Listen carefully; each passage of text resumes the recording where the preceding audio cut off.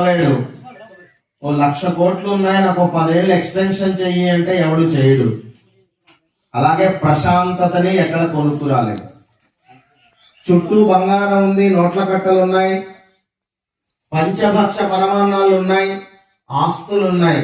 వాడికి ప్రశాంతత లేదనుకోండి, ఆ పంచభక్ష పరమాన్నాలు తినలేడు, ఈ బంగారాన్ని అలంకరించుకోలేడు, డబ్బులు ఆయన కళ్ళ నీళ్లు కూడా తినలేవు. కదిలిస్తే ఏడుస్తాడు, పలకరిస్తే బాధపడతాడు, లేదా నలుగురికి దూరంగా పోయి కూర్చుంటాడు.